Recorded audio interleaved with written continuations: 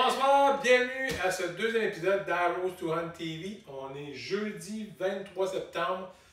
On est à quelques jours de l'ouverture de la chasse à l'arc arbalète qui est le 2 octobre dans pas mal l'ensemble des régions au Québec. La chasse à l'orignal est déjà commencée. On voit déjà plein de beaux orignaux sur les réseaux sociaux. Donc, on est en plein dedans. Et on vous a préparé un épisode sur, à saveur, disons, de chasse. Donc, au menu ce soir, on a un invité spécial qui va venir nous parler de chasseurs généreux, parce que c'est important d'en parler. Chasseurs généreux, on est en plein dedans. On va également vous parler de la fameuse tente Primos, la fameuse tente 360 qu'on voit à travers.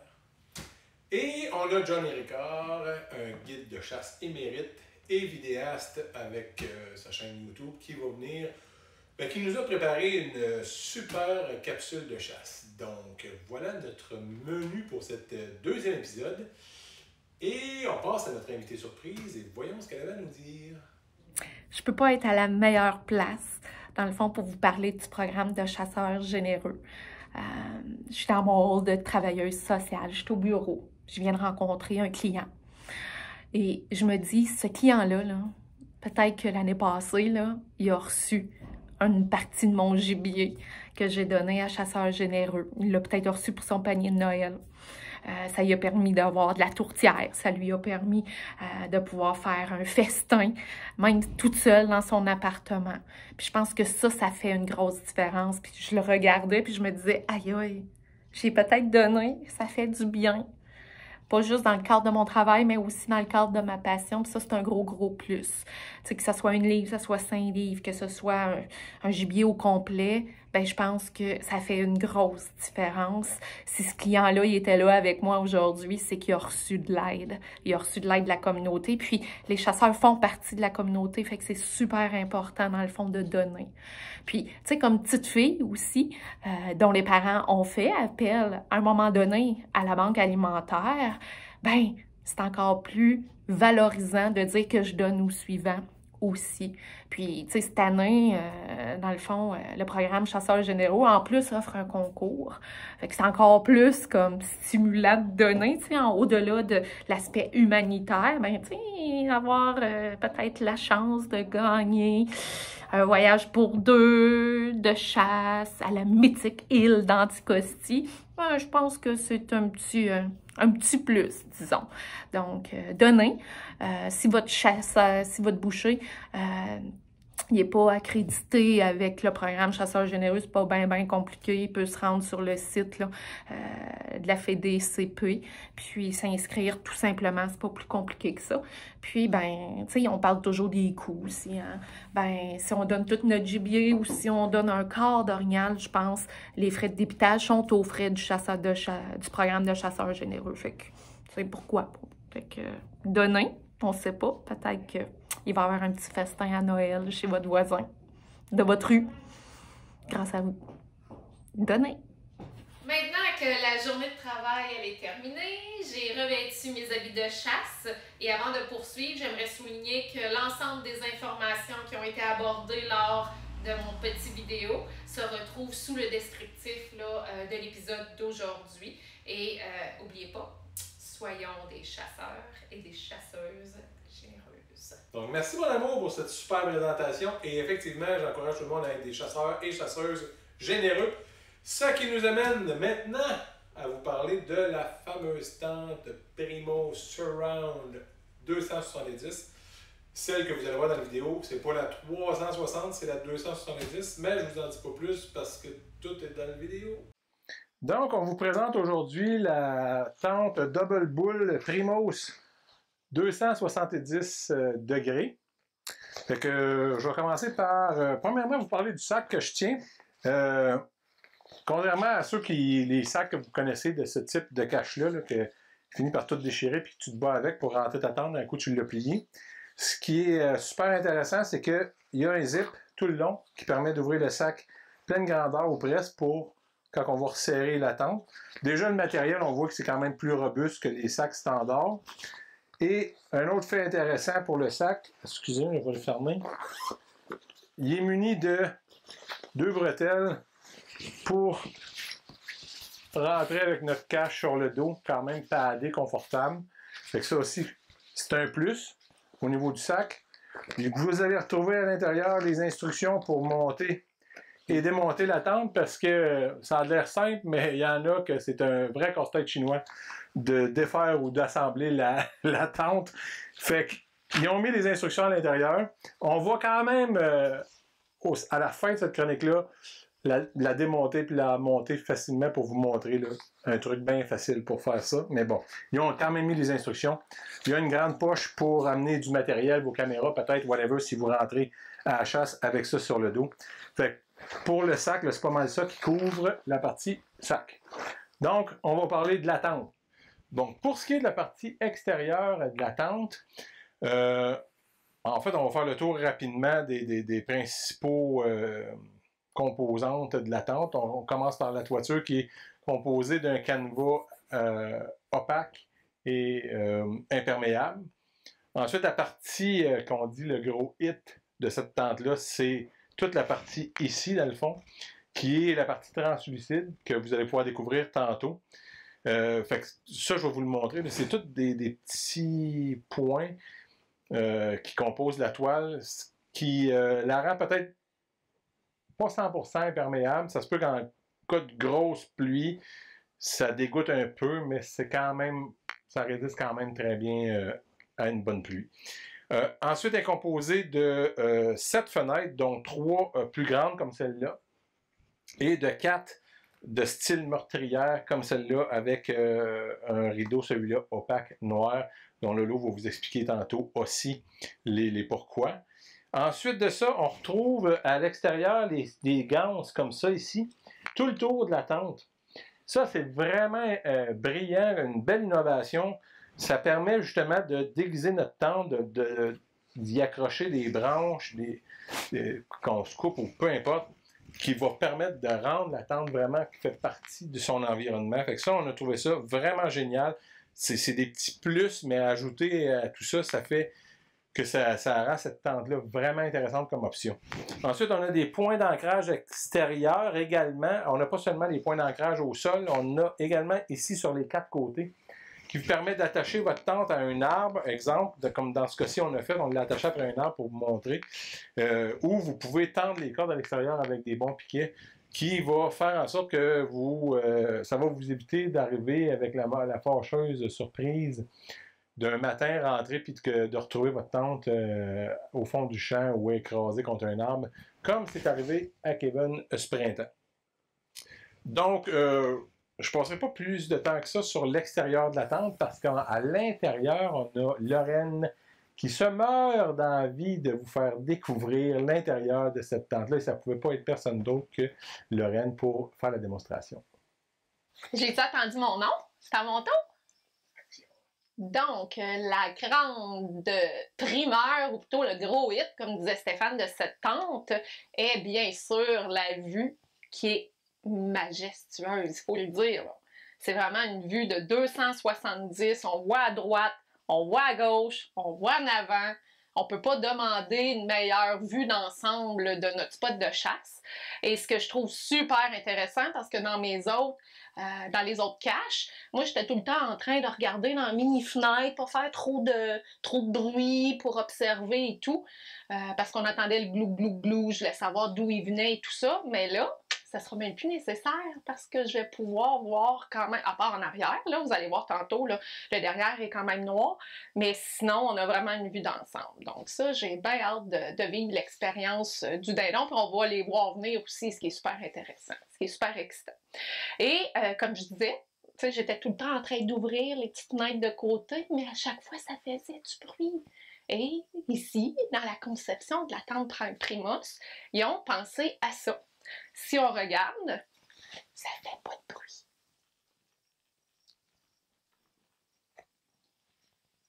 Parce que ce n'est plus des velcro, c'est un petit crochet.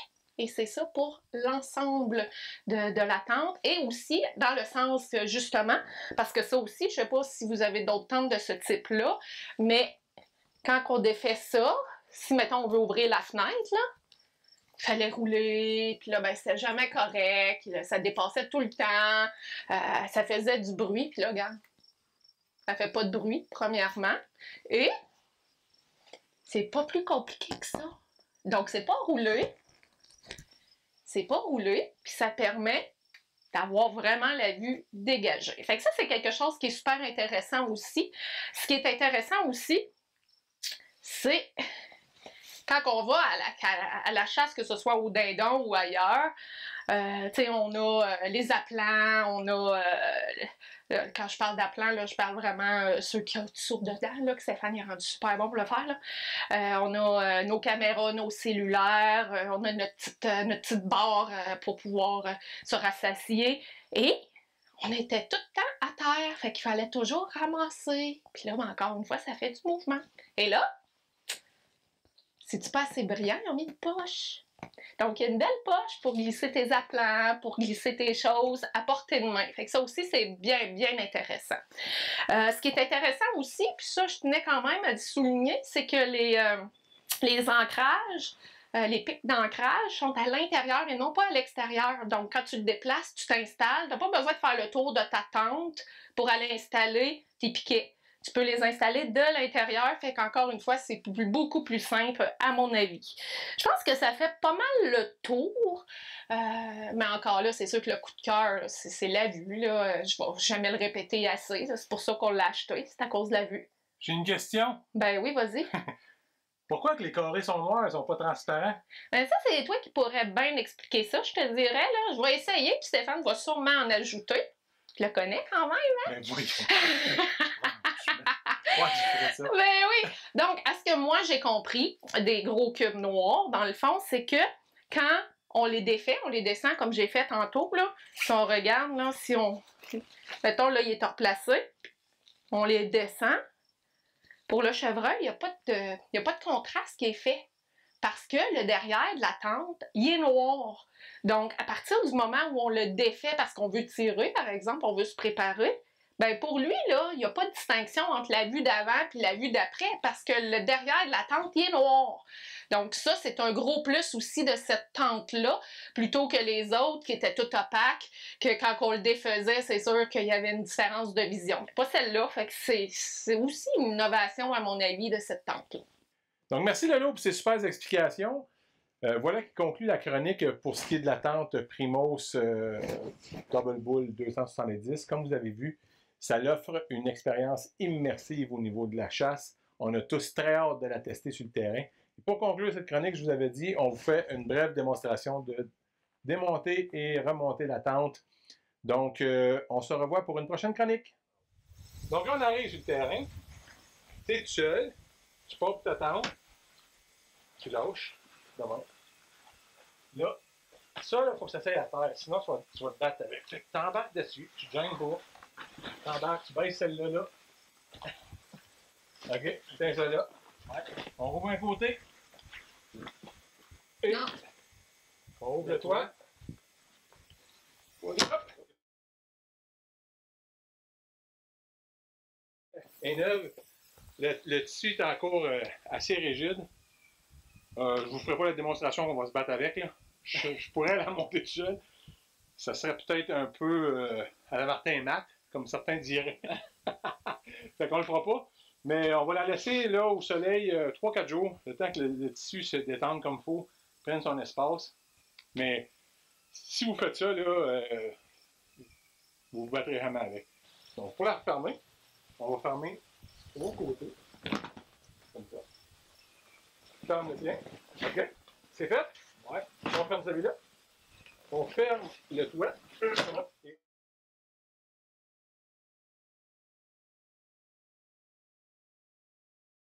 Bon, le voilà, on fermé, on la met dans le sac, on s'en va. OK, on arrive à imaginer l'expérience. Hein? On arrive à voir le gibier, on arrive à entendre tout ce qui se passe autour de nous. L'imaginer, c'est une chose. Le vivre, ça va être autre chose. Et dans 10 jours, Stéphane et moi, on va être assis dans cette tente-là. Puis on va vivre l'expérience. Et on va vous revenir sur comment on l'a vécu, cette expérience-là. Y a-t-il des choses qu'on améliorerait de notre côté? Donc, on va voir ça ensemble là, pendant notre chasse. Exactement, on vous revient plus tard pendant la saison. Ce qui nous amène à notre deuxième vidéo, présentation chronique de Johnny Ricard. Comme je vous ai dit, Johnny est un guide de chasse émérite. D'ailleurs, Johnny étudie en cinéma actuellement à l'université et a sa chaîne YouTube Johnny on Snort. Et comme on a dit, ça vaut la peine que vous alliez voir ses vidéos parce qu'il met un point d'honneur à vous faire de belles vidéos. Donc, il nous en a préparé une capsule, disons-le, chasse à la Johnny. Donc, on regarde ça. Bonjour tout le monde, je m'appelle Johnny Ricard, j'ai une chaîne YouTube comme Stéphane et Lorraine. Donc aujourd'hui, je fais partie de l'émission Arrows to Hunt avec eux. Je suis super excité de faire partie de cet épisode. Donc pour ma part, ce que je vais vous présenter, c'est une introduction à la chasse de l'an passé, en 2020. On est 3-4 jours, je pense, avant ma saison de chasse, donc je vais faire le tour avec vous de mon site, ma tente. Je vais vous montrer les lignes de tir possibles que j'ai, le grattage que j'ai aussi à proximité du site. En tout cas, on va aller voir ça sur le terrain avec ma GoPro. Donc, un gros merci encore à Stéphane et Lorraine, puis on s'en va dans l'action.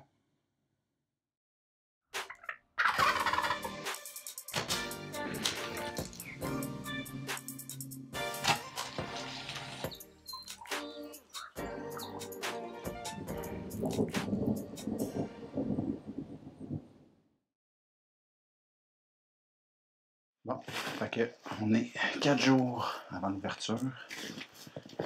Ouais, ça fait longtemps que j'ai le territoire ici. Puis les dernières années c'était tranquille. Puis là, il y a une perturbation qui a fait en sorte que ça vaut la peine de chasser ici. Fait que là-bas, là, voyez-vous, c'est ma tente. J'ai une ligne de tir ici. Fait que là, si vous voyez comment il est bien caché, là, il y a un arbre à tomber là, à gauche. Il y a des arbres en avant là, puis ça fait comme un trou, puis c'est assez plat. Fait que ça m'a permis de mettre une tente. Autrement, les arbres autour, on est d'une forêt mixte, mais il y a du ciel pas mal. Fait que j'avais pas vraiment d'arrière-plan pour ma silhouette. Fait que là, je me suis dit qu'une tente, c'était mieux. Mais je vous le jure, la tente est tellement bien cachée. Là.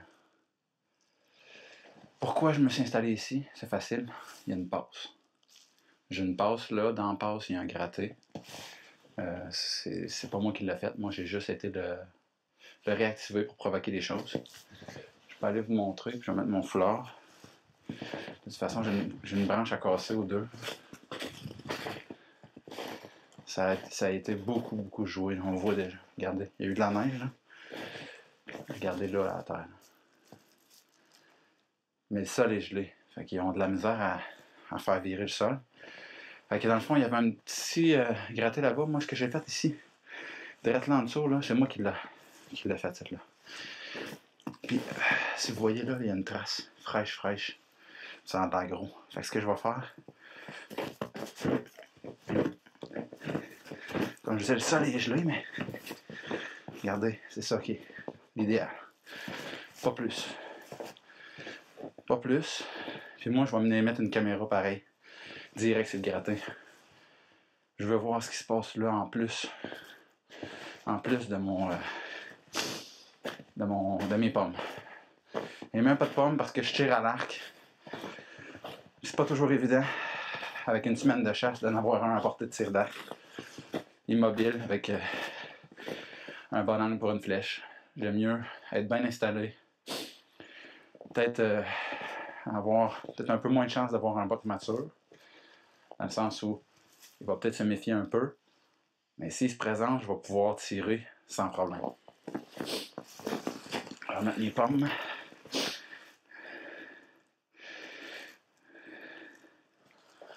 Bon. Fait que on va repasser là. On va aller mettre ma caméra. C'est le gratté, après ça, ben, on s'en va.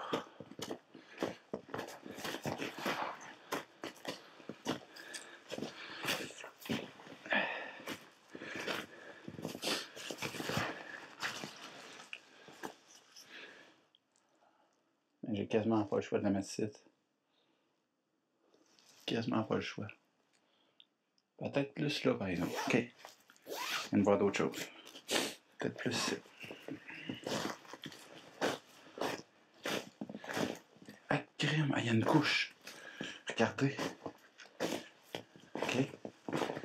Regardez là. Il y a une grosse couche. Ça, c'est un peu moins bon. Dans le sens où le chevreuil se couche là, moi, je chasse là. Il s'est couché là, il s'est couché là. Et voyez-vous, il y a un armoire. On le dit souvent, sur un petit buton. Avec un armoire, lui, il entend tout. Il peut sentir les odeurs comme il faut. Une bonne circulation. Il surveille ce qui arrive dans le trou. Puis souvent, il va avoir le vent comme ça pour savoir qu'est-ce qui arrive. Entendre. Oh! Regardez. Caroline. Elle botte pour le site. Regardez le frottage juste là. Regardez ici là. Bon, fait que là, je voulais mettre ma caméra là. Je peux pas bien. Peut-être ça ici. C'est parce qu'il va l'avoir en face, mais qu'il passe. Hey, l'autre, cet arbre aussi, il est frotté. Il y a 2 frottages.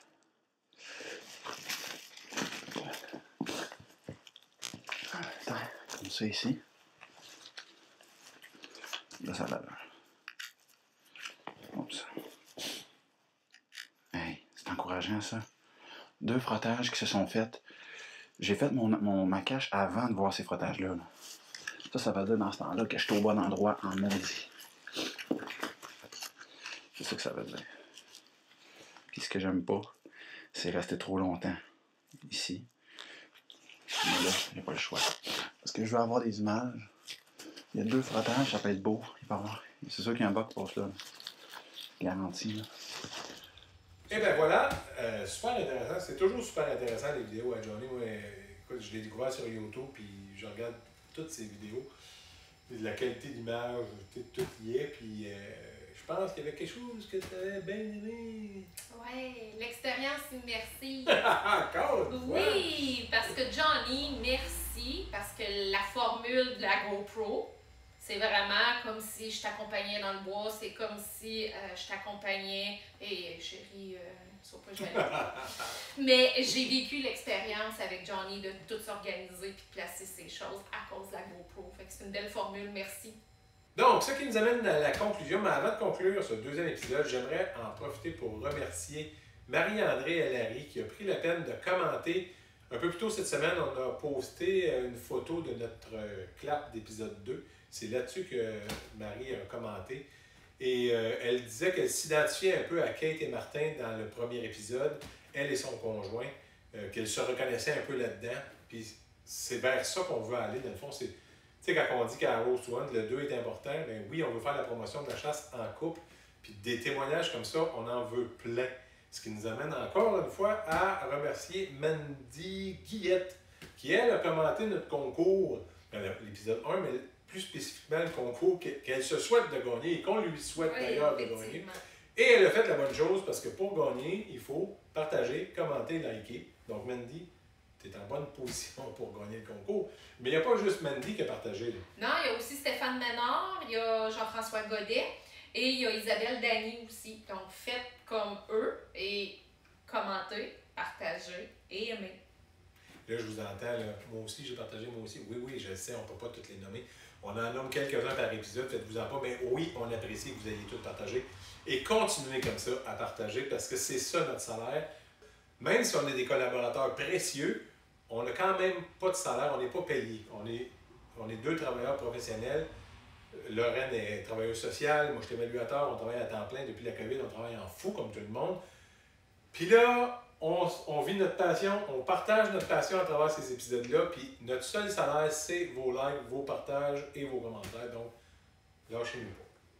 Puis vous, ben, en plus de pouvoir profiter de belles images, profiter de belles histoires et de faire des belles rencontres, ben, vous pouvez gagner.